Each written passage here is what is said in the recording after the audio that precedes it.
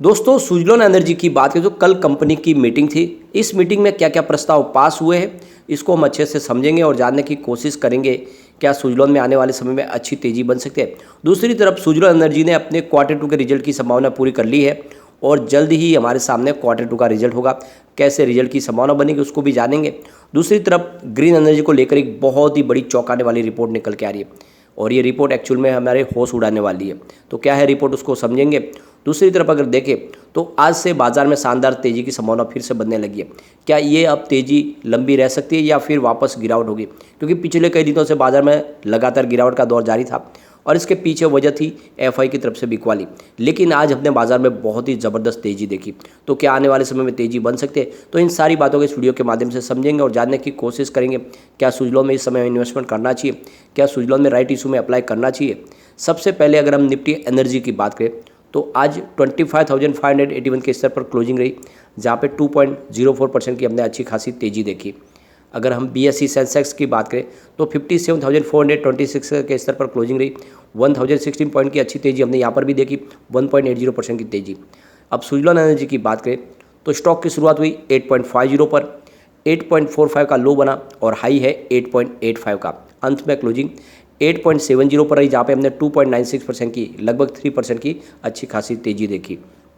Volume को एनालिस करें तो पिछले एक महीने पहले इसका 20 करोड़ का वॉल्यूम था, 1 वीक पहले 19 करोड़ का वॉल्यूम हुआ था, कल 18 करोड़ का वॉल्यूम था। आज वॉल्यूम में थोड़ी सी कमी रही, 13 करोड़ का वॉल्यूम हुआ। लेकिन फिर भी अगर आप देखें तो पूरे बाजार में वॉल्यूम के मामले में सुजलॉन नंबर 2 पे था, इसके आगे खाली वोडाफोन आइडिया था। तो आप देख सकते हो कि आज भी ज़बरदस्त वॉल्यूम हुआ है। अब यहाँ पे देख सकते हैं आप कि सुजलॉन एनर्जी ने अपनी 29 सितंबर की मीटिंग थी उसको कंप्लीट कर लिया है। तो इस वोटिंग में ई वोटिंग के माध्यम से भाग लिया गया है। आप देख सकते हो कि इसमें जो सबसे पहले क्वार्टर 1 का रिजल्ट है उसको पास करवाया गया है। तो ये ऑर्डिनरी रिजोल्यूशन के माध्यम से प्रस्ताव से पास हो चुका है। इसके बाद में मिस्टर विनोद तांती जो डायरेक्टर होंगे उनकी रीअपॉइंट के लिए प्रस्ताव पास किया गया है और ये पास हो चुका है। इसके अलावा अगर देखें तो मिस्टर हितेन तंबाड़िया जो डायरेक्टर होंगे इनकी अपॉइंटमेंट भी हो चुकी है पास, इसके प्रस्ताव को पास कर लिया गया है। इसके अलावा जैसे कि आपको पता ही होगा सरकारी कंपनी आरईसी लिमिटेड ने यहाँ पे सुजलॉन एनर्जी में निवेश किया है, यानी जो इनका कर्जा था बैंकों का, अलग अलग 16 बैंकों का, वो कर्ज सरकारी कंपनियों ने चुका है। तो इसके बदले में आप देख सकते हो आरईसी लिमिटेड की तरफ से अजय माथुर डायरेक्टर की पोस्ट पर आए हैं सुजलॉन एनर्जी के बोर्ड में और इस प्रस्ताव को भी पास कर लिया गया है। इसके अलावा अगर देखें तो मिस्टर विनोद तांती जो अब होल टाइम डायरेक्टर होंगे और उसके अलावा चीफ ऑपरेटिंग ऑफिसर की पोस्ट भी उनकी रहेगी, तो इस प्रस्ताव को भी पास कर लिया गया है। इसके अलावा स्पेशल रेजोल्यूशन के माध्यम से देखें तो एम्प्लॉय स्टॉक ऑप्शन प्लान जो था उसको भी पास किया गया है। तो और भी बहुत सारे प्रस्ताव हैं जिन सबको पास कर लिया गया है ई वोटिंग के माध्यम से। इसके अलावा कंपनी की तरफ से एक्सचेंज को एक और का जानकारी दी गई है। कंपनी ने कहा है कि उन्होंने अपने क्वार्टर 2 के रिजल्ट की पूरी तैयारी कर ली है और इसलिए अब ट्रेडिंग विंडो इनसाइडर ट्रेडिंग के लिए बंद हो चुकी है। 1 अक्टूबर से बंद हो जाएगी, यानी सैटरडे से कंपनी की ट्रेडिंग विंडो बंद होगी, क्योंकि 30 सितंबर यानी आज अंतिम तारीख है आज क्वार्टर 2 के रिजल्ट की और कंपनी ने अपने रिजल्ट को लगभग पूरी तरह से क्लियर कर लिया है। ऐसे में अगर आप देखो तो इनसाइडर ट्रेडिंग के लिए लॉ बनाया गया ताकि जो कंपनी से संबंधित लोग हैं उनको पता होता है कि रिजल्ट के अंदर क्या प्लस पॉइंट है और क्या माइनस पॉइंट है, उसका गैर फायदा न उठाए और इसीलिए इनसाइडर ट्रेडिंग को बैन किया गया है। ये ट्रेडिंग विंडो अब तभी खुलेगी जब कंपनी अपना रिजल्ट डिक्लेयर कर देगी, उसके 40 आवर्स के बाद में ही फिर से नॉर्मल वो ट्रेडिंग कर पाएंगे। तो अब कंपनी से जो भी संबंधित लोग हैं, चाहे वो बोर्ड ऑफ डायरेक्टर में हो या कंपनी के एम्प्लॉयज़ हो, ट्रेडिंग विंडो क्लोज कर दी गई है और ये विंडो अब आने वाले समय में खुलेगी। तो जल्दी हमारे सामने क्वार्टर 2 का रिजल्ट होगा और रिजल्ट इस बार बेहतर रहने की पूरी संभावना है, क्योंकि सुजलॉन ने काफ़ी अच्छा काम किया, इनकी ऑर्डर बुक भी काफ़ी अच्छी मजबूत है। यहाँ पे एक बहुत बड़ी चौंकाने वाली रिपोर्ट निकल के आ रही है। ये रिपोर्ट कह रही है कि एमपी और यूपी को जो 2022 तक का जो टारगेट सेट किया गया है ग्रीन एनर्जी के लिए 175 गीगावाट का, उसको पूरा करने में अभी 50 साल लग जाएंगे। यानी एक तरह से वो बिल्कुल जीरो से शुरुआत कर रहे हैं और इसीलिए कहा जा रहा है कि ये जो टारगेट जिस तरह से रफ्तार से चल रहे हैं, आने वाले समय में 2022 का टारगेट पूरा करने के लिए इनको 50 साल और लग जाएंगे। यहाँ पे 2022 तक के लिए सरकार की तरफ से 175 गीगावाट का टारगेट सेट किया गया है ग्रीन एनर्जी का। लेकिन अगर आप देखें तो ये जो 4 बड़े राज्य हैं यही लगातार पिछड़ रहे हैं और इस वजह से ये टारगेट अचीव करने में बहुत सारी प्रॉब्लम हो रही है। ये रिपोर्ट कह रही है कि वाकई में ये जो बड़े राज्य है बहुत पिछड़ चुके हैं और इस वजह से ये गोल अचीव करना बहुत ज़्यादा मुश्किल हो रहा है। फिलहाल अगर देखें तो 116 गीगावाट का इंस्टॉलेशन हो चुका है, यानी 66% की अभी कैपेसिटी को पूरा कर लिया है, जो 175 गीगावाट का जो टोटल टारगेट है। तो आप देख सकते हो कि इस साल 6% ऐड किया गया, यानी 10 गीगावाट की कैपेसिटी और ऐड हुई है। इस हिसाब से अभी 116 गीगावाट ही इंस्टॉलेशन हुआ अभी तक। इस दौरान देखें तो चाइना ने 17 गीगावाट का इंस्टॉलेशन ऑलरेडी कर लिया है और यहाँ पे जो चाइना का जो गोल है वो 108 गीगावाट का है टोटल। यहाँ पे सबसे बड़ी जो पिछड़ने वाले राज्य है उसमें महाराष्ट्र है, उत्तर प्रदेश, आंध्र प्रदेश, मध्य प्रदेश। ये स्टेट 1% से लेकर 3% की कैपेसिटी को ही अभी इंस्टॉल कर पाए और लगातार इनकी वजह से ही ये गोल अचीव करने में मुश्किल हो सकती है। ये जो रिपोर्ट कह रही है कि जिस रफ्तार से इनका यहाँ पे इंस्टॉलेशन हो रहा है, एमपी को आने वाले 2022 तक के टारगेट को पूरा करने में 55 साल और लग सकते हैं और यूपी को तो 80 साल लग सकते हैं, जिस हिसाब से ये अभी आगे अपने कारोबार बढ़ा रहे। तो कुल मिला के ये जो बड़े राज्य हैं यही हमारे जो गोल सेट किया गया उसको पूरा करने में एक बाधा बन रहे हैं। यहाँ पे सबसे बड़ा जो विनर बन के जो उभरा है राज्य वो है राजस्थान, जिसने 19.5 गीगावाट का इंस्टॉलेशन कर दिया है। टारगेट इन्होंने सेट किया था वो 14 गीगावाट का था, उस हिसाब से उस कैपेसिटी से वो आगे निकल गए।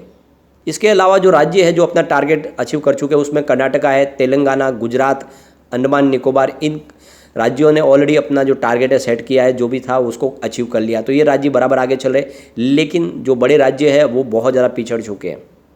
गवर्नमेंट ने जो अपना 2030 तक का गोल सेट किया 400 गीगावाट का, उसको पूरा करने के लिए पर मंथ 3.71 गीगावाट का इंस्टॉलेशन होना जरूरी है, तभी उस गोल को अचीव किया जा सकता है। अगर हाईएस्ट इंस्टॉलेशन की बात करें तो मार्च महीने में 3.5 गीगावाट का इंस्टॉलेशन हुआ है और एवरेज निकाला जाए तो हर महीने के हिसाब से 0.9 गीगावाट का ही हो रहा है। तो अभी उस गोल को अचीव करने में काफ़ी समय लग सकता है और इसीलिए इसमें और तेज़ी लाने की जरूरत है और ये स्पेशली एमपी और यूपी को कोशिश करनी होगी ताकि ये गोल को अचीव किया जा सके। यहाँ पे एक और दूसरी जो बड़ी अपडेट निकल के आ रही है, ये कह रही है कि ग्रीन एनर्जी ने बहुत सारे लोगों को जॉब दी है, यानी जो ग्रामीण क्षेत्र है वहाँ पर अब धीरे धीरे जॉब क्रिएट हो रहे हैं और इस वजह से जो लोग शहरों की तरफ जा रहे थे उनमें अब रुकावट आई है। वो अब आज की तारीख में उनको शहर में जाने की जरूरत नहीं पड़ती क्योंकि जॉब उनको उनके रूरल एरिया में ही मिल रहे। आप देख सकते हो कि 2021 में जहाँ पे 80,000 टोटल लोगों को जॉब मिले थे, उसकी जगह पे 2023 तक ये जॉब की जो अपॉर्चुनिटी है ये 89,000 तक पहुंच जाएगी, यानी लगातार जॉब क्रिएट हो रहे और एक तरह से ये बहुत ही अच्छी बात है। लगातार शहरी क्षेत्रों की बजाय ग्रामीण क्षेत्रों में जॉब क्रिएट हो रहे और विंड एनर्जी और सोलर पावर के माध्यम से काफ़ी लोगों को अच्छे जॉब मिल रहे। तो इस सेक्टर में एक नई संभावना बनने लगी है और जिस तरह से कारोबार आगे बढ़ेगा तो और भी जॉब क्रिएट हो सकते हैं। ऐसे में लोगों को शहरों की तरफ जाने की जरूरत नहीं पड़ेगी। दूसरी एक और बड़ी अपडेट है, जैसे कि हमारा रिन्यूएबल एनर्जी एक्सपो चल रहा है, आज अंतिम दिन है, 30 तारीख है। तो ये एक्सपो सक्सेसफुल हो चुका है, ऑलरेडी काफ़ी कंट्रीज़ ने यहाँ पे भाग लिया है। सेलर्स, बायर्स और मैन्युफैक्चरर ने यहाँ पे अच्छी खासी अपनी प्रेजेंस दिखाई है और बहुत ही सारे यहाँ पे बिजनेस टाइप भी हुए, काफ़ी यहाँ पे एक्टिविटीज़ बढ़ी है और आने वाले समय में यहाँ पे हमारे सामने आएगी कि इस एक्सपो के बाद में रिन्यूएबल एनर्जी सेक्टर में कितनी तेज़ी आती है। तो आने वाले समय में इसका पॉजिटिव इफेक्ट देखने को मिलेगा और इसका फ़ायदा भी हमें सुजलॉन में भी देखने को मिल सकता है, क्योंकि ऑलरेडी विंड एनर्जी सेक्टर में सुजलॉन नंबर 1 कंपनी है और हम देख सकते हैं कि जिस तरह से इसकी ऑर्डर बुक मजबूत है, लगातार कामकाज बढ़ रहा है, तो आने वाले समय डेफिनेटली सुजलॉन में अच्छी तेज़ी बनेगी। काफ़ी लोग हैं जो कहते हैं कि आने वाले समय में सुजलॉन एनर्जी डिलिस्ट हो जाएगी, ऐसी कोई संभावना नहीं है, क्योंकि गवर्नमेंट ने जिस तरह से इनका सारा कर्ज था वो अपने पे ले लिया है, 2 सरकारी कंपनियों को जोड़ा गया है। तो इस हिसाब से सरकार आने वाले समय जो अपना गोल अचीव करना चाहती है उसके लिए जितनी भी ग्रीन एनर्जी सेक्टर की कंपनियां किसी को डूबने नहीं देगी और स्पेशली सुजलॉन एनर्जी तो इस सेक्टर में नंबर 1 है। सबसे बड़ी बात यह है कि ये कंपनी मेंटेनेंस का काम करती है और बहुत ही पुरानी कंपनी है, हिंदुस्तान के अलावा विश्व में के बहुत सारे देशों में ये काम करती है। ऐसे में सुजलॉन के डूबने की संभावना बहुत कम है। तो ये मौका है कि डिप में खरीदारी करें, आने वाले समय डेफिनेटली आपको अच्छा रिटर्न देखने को मिलेगा। और आपके पास सुजलॉन के अगर शेयर है और ऊपर की लेवल से आपने खरीदे हुए तो राइट इशू में जरूर अप्लाई करें ताकि आपकी जो बाइंग प्राइस है वो नीचे आ जाए और आने वाले समय आपको अच्छा रिटर्न भी देखने को मिले। लेकिन फ्रेंड, कोई भी इन्वेस्टमेंट करने से पहले अपने फाइनेंशियल एडवाइजर से बारे में ले ले या अपना खुद का रिसर्च करें, क्योंकि मैंने वीडियो आपके एजुकेशनल पर्पज़ के लिए ही बनाया। वीडियो पसंद आए तो लाइक से जरूर कीजिए और चैनल को सब्सक्राइब कर दीजिए।